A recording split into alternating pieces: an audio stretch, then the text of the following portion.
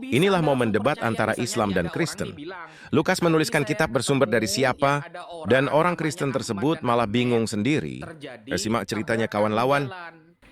Otomatis Anda kan akan bertanya kan, kamu tahu dari siapa? Oh, saya lihat kabar berita di TVRI yang mengabarkan ini presenternya, kan begitu kan? Iya.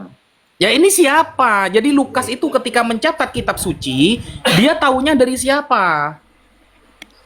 Iya, kan saya bilang itu tidak disebutkan dari siapa, tapi Lukas mendapatkan informasi yang didapatkan itu dari orang-orang terdekat yang di sekeliling Yesus dulu.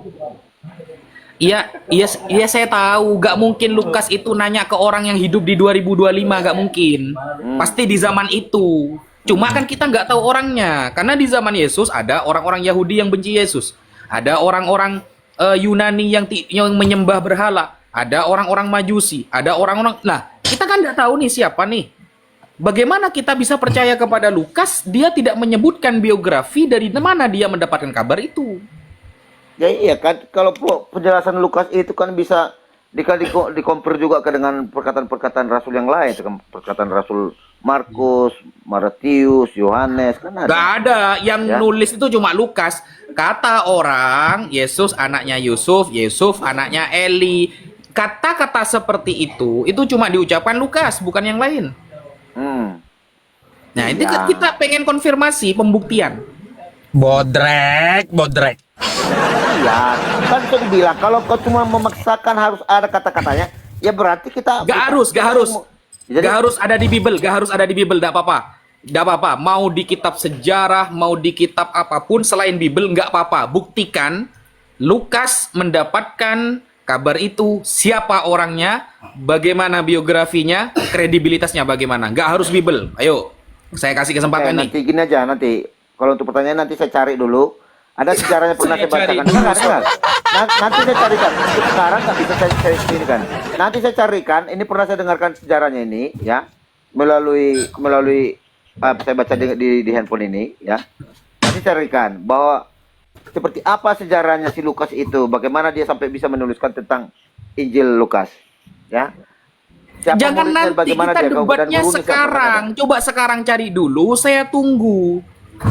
Kelamaan. Jadi cari dulu. Ini Ucap udah mau tidur. Datanya kan begini nih.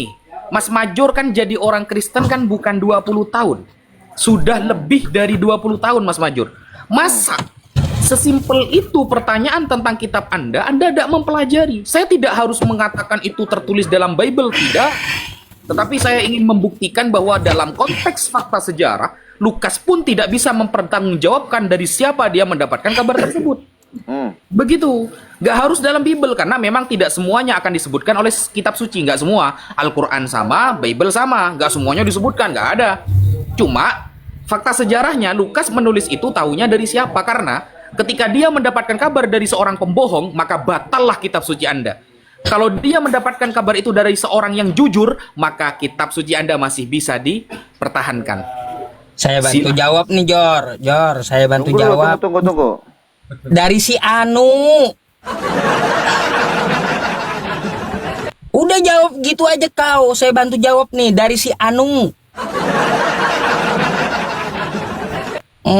Si Anu. Apa? Saya tunggu nanti kalau sudah Dajjal keluar 2 kali, ya sampaikan jawabannya. Atau nunggu saya ulang tahun jawabannya, saya tunggu, tidak apa-apa. Saya tunggu sampai saya ulang tahun.